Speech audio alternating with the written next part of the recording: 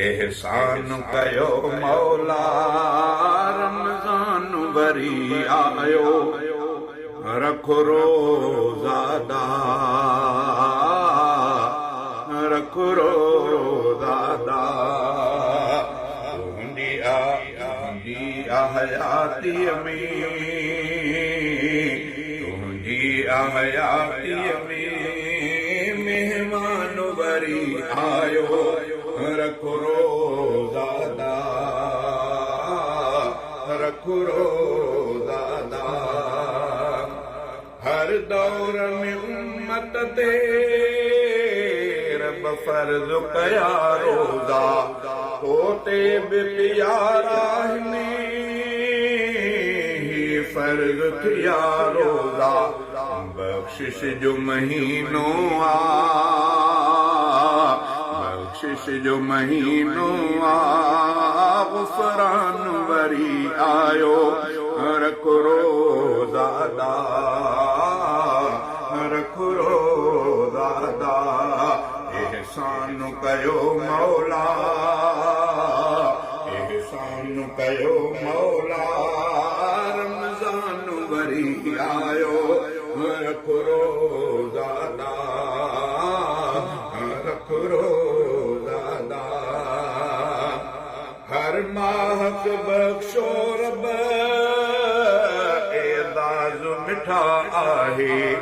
हर माह जो रुतबो थियो बेशक हा जुदा आहे आमिरनि महीननि जो आमिरनि महीननि जो सुल्तान वरी आयो रखो रोज़ादा रखो रोज़ादा एहसान कयो मौला रमज़ान वरी आयो रखो रोज़ादा रखो रोज़ादा हिकु फर्ज़ मिसल 70 फर्ज़नि जे कयो लिखिजे जो नफ़िल पढ़े हिकिड़ो फर्ज़ मिसल गणजे हिकु फर्ज़ मिसल 70 फर्ज़नि जे पयो लिखिजे जो नफ़िल पढ़े हिकिड़ो सो फर्ज़ मिसल गणजे नेकिन खे वधाइण लाइ नेकिन खे वधाइण लाइ ज़ीशान वरी आयो रखो रोज़ादा रखो रोज़ादा एहसान कयो मौला रमज़ान वरी आयो रखो रोज़ादा रखो रोज़ादा तुंहिंजी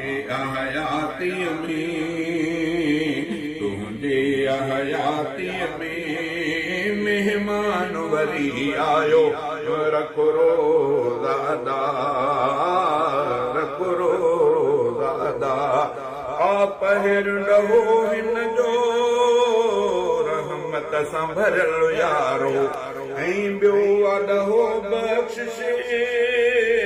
दोज़ख खां टियों टारो पहिर ॾहो हिन जो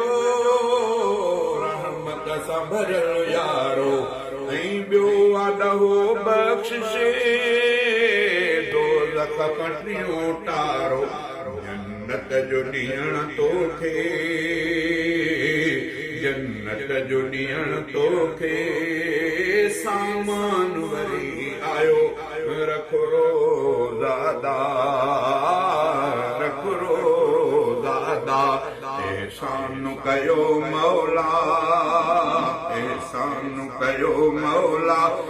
रमज़ान वरी आयो रखो रोज़ादा रखो रोज़ादा पढ़ फर्ज़ नफ़िल सारा रहो भाव तिलावत में पढ़ दिल सां तरावीह वठ लुत्फ़ इबादत में पढ़ फर्ज़ नफ़िल सारा तिलावत में पढ़ दिल सां तरावीह वठ लुत्फ़ इबादत में कर क़दुर उसामा तूं कर क़दुर उसामा तूं ज़ीशान वरी आयो रख रोज़ा अदा रख रोज़ा अदा तुंहिंजे हयातीअ में तुंहिंजे हयातीअ में मेहमान वरी आयो रख रोज़ा अदा रख रोज़ा अदा एहसान कयो मौला एहसान कयो मौला रमज़ान वरी आयो रख रोज़ा अदा रख रोज़ा